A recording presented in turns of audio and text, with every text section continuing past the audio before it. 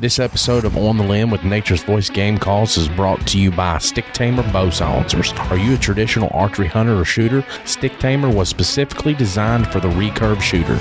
Made of a hybrid foam rubber material, Stick Tamer is designed to deaden string slap and limb vibration. Stick Tamer reduces limb and string noise, water resistant, and lasts shot after shot. Made in the USA from a hybrid foam rubber for durability. To purchase Stick Tamer and for more information, visit threeriversarchery.com and blackwidowbows.com. Stick Tamer bow silencers are available exclusively at threeriversarchery.com and blackwidowbows.com.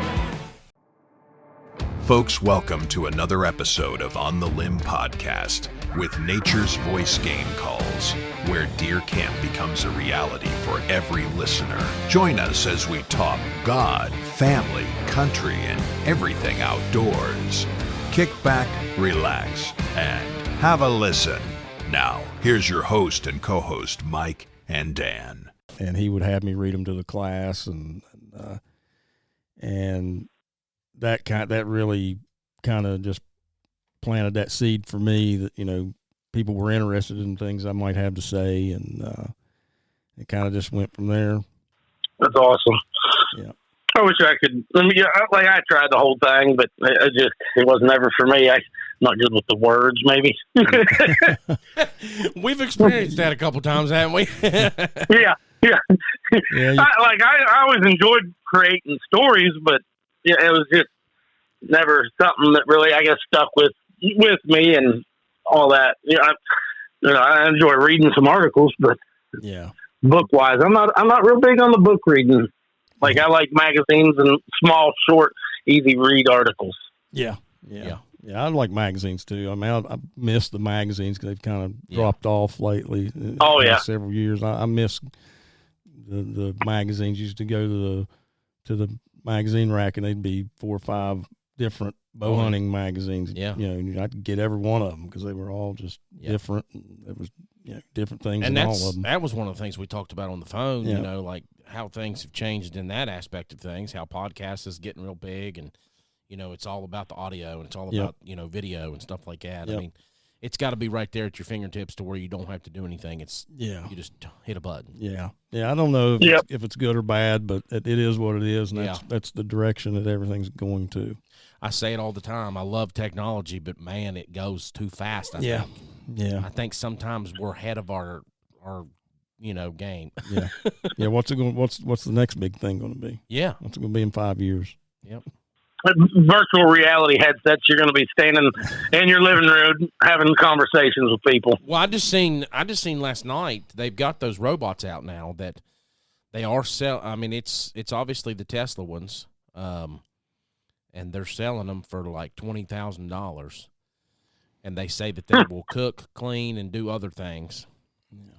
And they have plenty of security features to prevent a Terminator experience. So they say. Where do you pick these up at? I'm like, so they say, where they testing this out at? Yeah. Why do they even have to mention that to begin with? Did something go wrong? Somebody's already. Yeah. Somebody already bit the dust. Yeah. What happens when you give it when it gets in your gun safe and you tell it that go kill me a deer? Well, you're sitting there and you got these what are these Echo Dots and things like that. Well, the kids have got those, and I always turn them off because I don't like them hearing conversations in the house. I mean that's privacy. That's your home is where you should feel that you could, talk or whatever, without anybody listening to you, but. You should. You can't do that no more. No. Your phone's listening to you. Yeah. I don't believe there's really any privacy left. Yeah. No. And your phone's even listening to you while it's off. You can have it shut off. I've done that. I've had my phone completely off, nothing on, nothing around me, and talked about something, and I get on Facebook. There it is. Later that day or something, and there's an ad for what I was thinking about or talking about. Yeah, for sure. Yep. So that just tells you, even being off, Big Brother's still there. Yep. So what species do you like to hunt the most here in West Virginia? Whitetail. Whitetail for sure. Yeah. And you do much turkey? Yeah. Yeah, I do some turkey hunting too. I really enjoy the turkey hunting too. But I mean, if I had my pick here in the state, it'd be whitetail. Yeah. If I had my pick overall, it'd be elk. Elk. Yeah. Yeah. So tell us about some of your elk experiences. Well, I mean, I'm not a elk killer or anything. I mean, I've killed one, but I wish I'd have got started at a younger age because it's definitely a young man's game. Oh yeah, for sure. Yeah. I had when I was in the middle of all my writing and stuff, there was a backpack company that was repping me and was sending me product and stuff, and I had got to the point where I wanted to try a different backpack. I kind of have a backpack fetish, but anyway, that's beside the point. So this other backpack came along, and I thought, man, I'd really like to try that, but I'm kind of involved with these guys, so I didn't really know how to approach that. I really didn't want to tell them, hey, I don't want to use your stuff anymore. I want to go somewhere else. Yeah. But I thought that was probably the right thing to do. So I called the guy up, the marketing guy, and I was like, hey, I kind of want to try some different things. And he's like, that's cool, man. He's like, you're the only guy that's ever called and said that. We mostly find out by somebody's Facebook post or whatever that they've ditched us and went on to somebody else. Isn't that the truth? Wow. Yeah. He said, I really appreciate you taking the time to let me know that. And I didn't think anything else of it. Went with that other backpack company, fast forward 5 or 6 years. And, I had posted something on Facebook and, about wanting to kill a elk. And this guy that was the marketing guy at that backpack company, he's seen it, and he gets in touch with me, sends me a message. He's like, dude, you want to kill an elk? He's like, get your butt out here in Idaho and I'll help you. And I was like, okay. And kind of just snowballed from there. And I got myself out there to Idaho and did some elk hunting and nice. Yeah. And become really good friends with this guy. And yeah, we've got several, people that we deal with and friends of ours that elk hunt, but I've never got to experience it. That's on my bucket list, though, for sure. That's one of the things that I want to do is hunt elk. It's like chasing a 900-pound turkey with antlers. That's what you told me on the phone. Yeah, I was like, it's amazing. And and the truth is, even if you never pull an arrow out of your quiver, you'll have a time of your life. Yeah, it's just. Oh, I can imagine that. A buddy of mine I think yesterday was his last day out in Colorado, and he's been sending me snaps and pictures and stuff. Yeah, and like they was on a herd. Well, they wasn't on a herd. They watched a herd 150 yards away. Yeah, I mean there was 12. I think I counted 12 bulls in there. At least 12. I mean, there was probably 75 elk in this herd. Yeah. I'm like, how many of you guys tagged out with those? He said, nobody on that herd because they was on private property. Wow. 150 yards away, but that was private. Yeah, that's the way it goes. And that's where Onyx Maps comes in handy out there. Yeah. You can go around a bend, you think you're still on proper land you're supposed to be on, and boom, you're not. You're 2 feet on the private part. Yeah, and it's really strict, out west. I mean, you trespass and different things. It's not like it is here. Yeah. Yeah, it's definitely different. So getting back to your stories and things that you've written, what is some of your highlights on your writings and your stories? What was your favorite thing to write about? Well, I mean, everybody wants to kill a big buck. I mean, that's typically the goal. I kind of wish we wasn't geared toward that, but let's be honest, it is. Everybody wants to kill a big buck. But for me, it was, I like killing big does. Yeah. There you go. For me, it was, I spent so many years reading these magazines, Peterson's Bow Hunting and Bow and Arrow and Bow Hunting World, and just, reading all these articles and trying to take what I was reading and apply it to hunting here in southern West Virginia. And nothing ever worked. It just, no matter, I'd memorize stuff. I mean, I'd break down articles and highlight and memorize stuff, follow everything, and I just couldn't put the pieces together. So for me, it was my goal was to try to share with other guys, other hunters, the things that I'd learned through trial and error of just trying to kill a big buck. Something that was, when somebody's seen it, they were like, "Yeah, that's a great buck." And there's different aspects to that. I mean, you can't pinpoint one thing. There's not one thing that, if you do this, you're going to kill more bucks. There's a lot of stuff involved in it. Yeah. One of the things I've learned over time is just that two things that you absolutely have to have that if you're going after big mature bucks, you need time and you need access. I don't care what else you do. You could do anything else and it's not going to matter. If you don't have the time to be in the woods when you need to be, it ain't going to matter. And if you don't have access to land that holds big bucks, you're not going to kill a big buck. And there's a lot of good bow hunters out there that haven't killed big bucks. There's a lot of them, a lot of guys. And I used to be one of those guys, look at these other guys that were shooting really big bucks. And I think, what are they doing that's different than me? And there's some things that I did differently, in my whole regimen of just getting ready, to try to kill a big buck. But the two main things for me that was just time and access. If you don't have those, nothing else is going to matter. Gotcha. Yeah. Well, we're going to take a break real quick, and we'll be right back with Steve Flores. This episode of On the Limb podcast with Nature's Voice Game Calls is brought to you by Douglas Barrels, located at 5504 Big Tyler Road, Charleston, West Virginia, 25313. Douglas Barrels has been handcrafting ultra rifle barrels for over 70 years. Their expertise is impressive and unmatched. If you want barrels made by meticulous craftsmen who take pride in their work and do not take shortcuts in production, give Douglas Barrels a call at 304-776-1431 or visit them on the web at douglasbarrels.net. Get your ultra rifle barrel today from Douglas Barrels, 304-776-1431. All right, guys, we're back with Steve Flores, outdoor West Virginia outdoorsman and outdoor writer.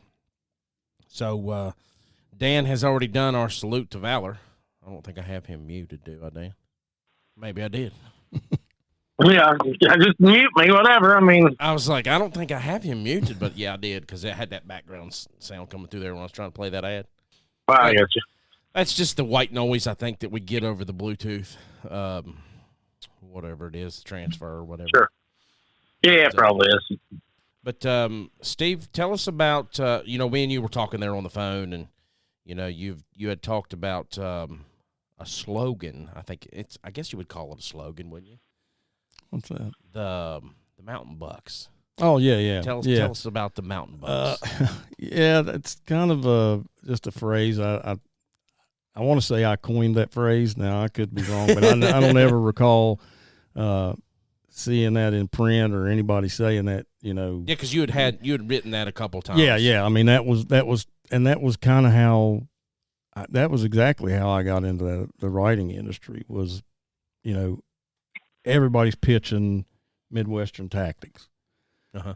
I never, and for me, those Midwestern tactics just didn't work.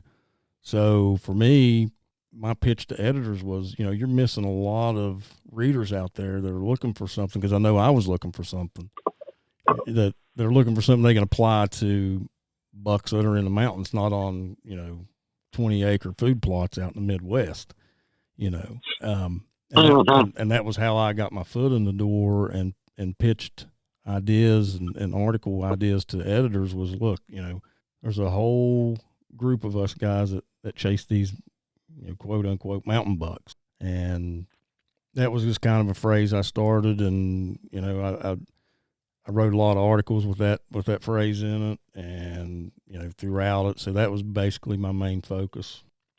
See, we need to get that one going, just like, the old other adage, swamp donkeys. Yeah.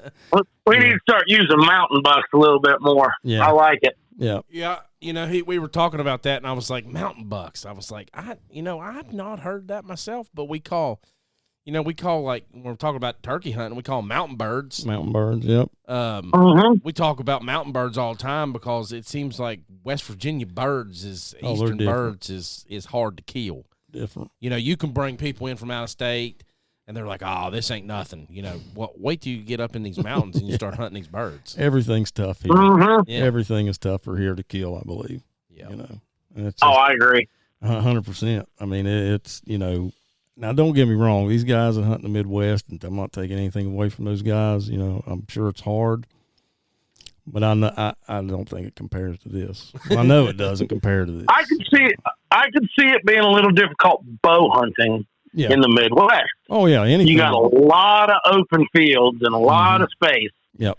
Rifle hunting, I mean, you're looking, as long as you can shoot 400, 500, 600 yards, okay, whatever, you're golden. Yeah.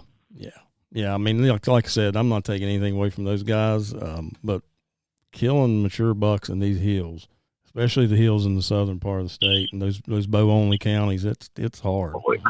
It's really hard. Yep. Yeah. But yeah, that was just something I used to get my foot in the door with editors, was that phrase, and you know, it kind of stuck, and I got you. I've seen other people use it, and it's good. That's a good thing. You know. Nice.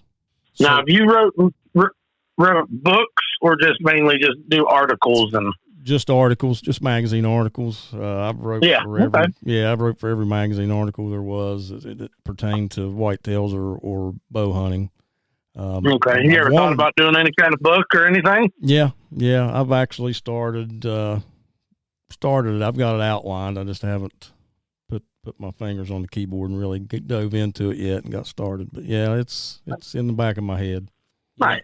One of the things that we were talking there on the phone when we talked was how things are so different these days with just like print and, you know, how we've got AI now. You know, you could tell AI to write you a book, too. Yeah, and that's the scary part. You know, one scary part of that, and I saw it whenever things started transitioning from magazines, because you got to get past an editor to get in a magazine. Yeah. Not anybody I beat my head against the wall for years trying to get my foot in the door with those guys, and editors are a funny bunch. Oh yeah. You know, and it's still a thing. It's just, you know, I think it's probably a lot harder to get into that realm because there's so many other things out there. Yeah. And that was one of the things I noticed when things were transitioning from magazines to online. It was like everybody became an outdoor writer.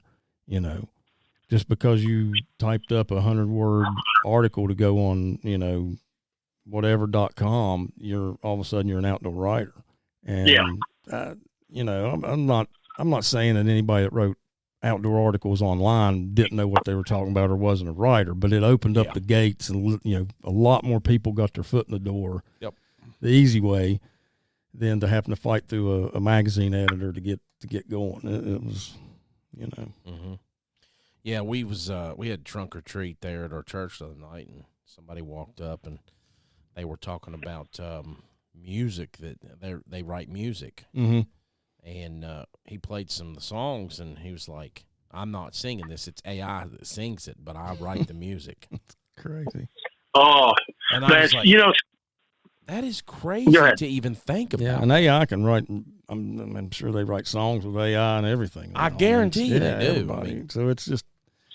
Oh yeah. And you know. Well, you know, speaking of that, what you were talking about with the AI making a song. So there's that. I can't think of his name off the top of my head right now, but he was making a song called "The Devil Goes Down to Hell," and he was all over TikTok and Facebook, whatever. He was searching for fiddle players. He was trying to get fiddle players to send them their duos and their parts and everything to put into his song. And he got it all set up and was getting ready to cut the track. Some other group used AI to rewrite the song and dropped it before he did. You're kidding. No, and I mean, it was good too, granted, but wow. I'm pretty sure he's in a lawsuit with them because it was his proprietary ideas and all that. But yeah, like after he'd already cut the record, cut the song to be recorded, it dropped out with a whole nother group, and it was AI generated. Man. Yeah. So what happens now is those who are know how to manipulate the machine are the ones that get you know the most benefit from it, and that's what it's about, knowing how to manipulate that thing. Well, we're going to talk. We're going to do a little scripture today since we haven't done that in a while. But no, we have not. I've been doing a daily devotional, and I'm going to do November 3rd because November 4th is way too long. And it kind of really doesn't pertain, but I was looking for one that pertained to something that we were talking about this evening. Of course, it don't have to, but, what is your motive? You ask and don't receive because you ask amiss that you may spend it on your pleasures, James 4:3. So this book that I'm reading, it's a devotional, Smith Wigglesworth. Now, this man, he says that God, this is one of his sayings, God is more eager to answer than we are to ask. Isn't that something? Yeah. You know, a lot of times we talk about being in the outdoors and being closer to God and things like that. You know, that's where I pray a lot. Yeah. But, I mean, you have to do it on your own time when you're not just in the woods, obviously. But yeah. There's something different about prayer and talking to the Creator of where you're out there enjoying those things. You know what I mean? Yeah. There's just something different about that. Definitely feel closer to God. Yeah. When I'm in a tree stand. Yeah. Watching the sun come up or the sun go down or standing on a mountain out west. I don't know how you couldn't, honestly. Yeah, I mean, and I've never understood how you can be an outdoorsman, a true outdoorsman, and truly love outdoors and hunting and everything, and not have a relationship with God. Yeah. I don't understand. Sure.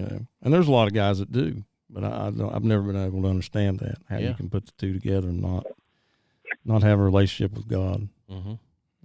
So the thought for today that goes along with that scripture is you must be willing to deny. We must be willing to deny ourselves everything to receive the revelation of God's truth and to receive the fullness of the Spirit. Only this will satisfy God, and nothing less must satisfy us. So this devotional, it goes, you have several different ones. It's a lot different than your regular devotional because this devotional kind of goes into this guy's experiences in life and how he has had experiences while he ministered the Word of God all over the world. Now, this is something a little interesting that I wanted to mention. God confirmed Smith Wigglesworth's ministry through powerful signs and wonders, including the creative formation of missing limbs and the disappearance of cancerous growths. His words continue to provide spiritual, financial, emotional, and physical healing as they inspire and build faith. There was another one here that I wanted to see. Maybe it was on the other book that I was reading. Yeah. But it's been like, there was this thing that I was reading here earlier, like there's accounts where this guy actually raised 14 people from the dead. I mean, it's not. Yeah. If you really read the Word, it's not unheard of for somebody to be able to do that. I mean, that's God says that we will do the works that He done and better. Yeah. Faith of a mustard seed. There you go. Mustard seed being one of the smallest seeds out of all the seeds. Yeah. I mean, that's all the faith that you have to have. But every little bit of hearing the Word of God builds that faith. Yeah. So yeah. But we hadn't done that in a while, so I've been reading in that, and I figured we'd go over that a little bit too. So, well, Steve, it's a pleasure having you in this evening. Any tactics or tips that you'd like to give our whitetail hunters as they're getting ready to head to the woods this Thanksgiving with rifle season coming up? I mean, it's the Blaze Orange Army, as they say. Yeah, yeah. Be safe for one. Try to use that time if you can to, have a relationship or talk with God. Yeah. You can sort a lot of stuff out there in the woods. You sort it out in your head. For me, what I learned chasing big bucks, I quit chasing the bucks and I started chasing the does. The does will bring the bucks to me. That's all that's on their mind right now. They're not thinking about food, safety, shelter, and anything. All they want is that doe. And so what I learned to do years ago was to find a pocket of does and leave them alone. I would set up my stands in the off season, trim trails, whatever I had to do, anything. Didn't really use a lot of game cameras. I used a few times, but not a lot because I didn't want to go in and out of the area too much. But with cell cameras now, it's not a big thing. I would just leave those does alone until right now. Right now is when I would be hitting my spots pretty hard, and usually I would tag out in 3 or 4 days.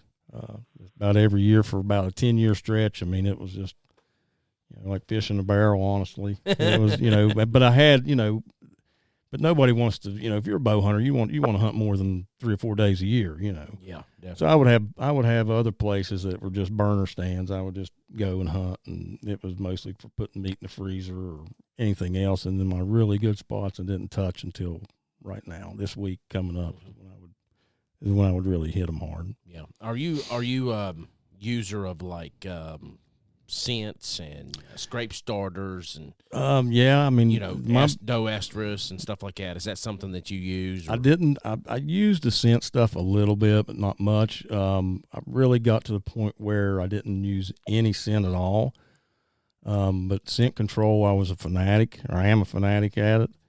I would usually start my scent control regimen in September, and I would only shower with scent-free soap. I would never wear clothes that were washed in any kind of detergent except scent-free detergent. I mean, I did that that never stopped until December 31st.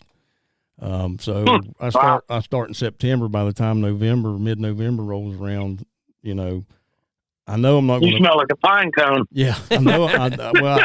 I know I'm not going to totally beat a deer's nose. I mean, it's just impossible, I believe. Yeah. But when he does smell me, I want him to think that I'm 200 yards away instead of 20 yards away. I already draw back on him. Mm-hmm. I mean, if I can knock my scent down to that level, I'll win that game. Nice. Dan, you got anything else? No, I don't believe I do.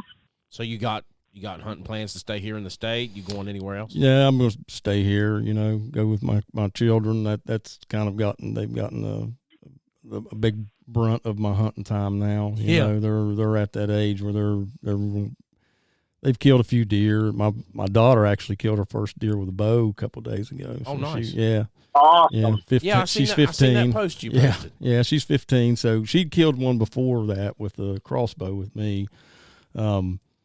But she was with her boyfriend this time, killed one with a bow, so I kind of had to take a back seat for that. But I was really tickled with her, and she did a good job. Talking about daughters, mine's just now starting to, want to get back in the outdoors. Yeah. She's never hunted, but she's always fished. When me and my son went fishing, we'd all go fishing as a family. Yeah. And she's starting to want to get back in it. She asked me the other day. She said, "Dad," she was like, "what do I need to do to get my license?" I'm like, "Well, you got to take your hunter safety course." Yeah. I said, it's a lot more than what it was when I was a kid. I mean, you could just go to class. Yeah. I think it was like 2 or 3 days, and you could do the hands-on and the written all there. Mm-hmm. But now you got to take an online class for like 8 hours, and then you got to go in and still do the hands-on and the written, which I'm fine with that. Yeah. I don't have any problem with that. Yeah, it is. But it kind of gets, I don't know, it puts it to where they don't want to do it. Yeah. Kids today, I mean, it's got to be snap of a finger. It's got to be fast. It's got to be fast. It's got to be convenient. Got to be convenient. It's got to be fast. And if they can get somebody else to do it for them, they'll usually do it. I mean, well, it seems like to me, most people think if you spend more time at it, then it's going to stick with you more. Sometimes if it's faster, they can get it faster because their attention span. Yeah. You got to think about the attention span. Attention span, is not much. No, after you're there 30, 45 minutes, you're done checked out. Oh, they're checked out long before 30 minutes. I guarantee it. Their attention span is about 30 seconds, but 10 minutes, 10 to 15 minutes, and they're ready to check out. Mm-hmm. But she has started an online course, so she has to be done with that and passed everything for her on site and hands-on and written on Thursday up at the Forks of the Coal up in Alum Creek. So enjoy every minute of it, because it's going to go by too fast. Oh, I know. See, that's when you put them in a blind, and you let them fall asleep, and you wake them up when you see the deer. Here, shoot this thing. I've been there. Exactly how Trevor done, my son. Yep. I've done that. He's got his... Well, yeah, I remember those days with Trevor. Now he's the one that you could fall asleep and he's going to wake you up. Yeah, that's right. Would he wake you up? Oh, yeah. I don't know. I don't know if mine would wake me up. He'd wake you up with the crack of the rifle. Yeah, yeah. Now that I think about it, yeah, he probably wouldn't give me the pleasure of waking me up. No, like Dan said, the rifle would wake you up. Yeah. Yeah, you wake up because he shot something. Yeah. That's for sure. All right, Steve. Well, it was great having you in tonight, and it was a pleasure, buddy. Appreciate you guys having me on. Anything else you'd like to say before we get off? I just like I said, just if you're an outdoorsman, you know, and you don't have a relationship with God, try to use that time out there to make one. Can't go wrong with it. I do got one more thing, Steve. Tell them where they can find. Can they find a lot of your articles online now? And yeah, a lot of the magazines that they don't have print magazines now. They're mostly online. You can search there. Bowhunting.com. I did a lot of stuff for those guys. They have a lot of articles on there. Bow and Arrow or Bow Hunting World, Peterson's. Okay, their online stuff. They should have some articles. Perfect. Yep, we'll put that stuff in our description. Okay, guys, we appreciate everyone listening tonight, watching our YouTube. We're trying something new. We're doing our lives on YouTube now, so seeing how that works out. It's done pretty good for us in the last month. So we're up to 90-some thousand views in the last month. Our reach on the last live podcast was 4.6 thousand, and we just hope and keeps going up and up from there. So we appreciate everybody sharing everything and listening and watching.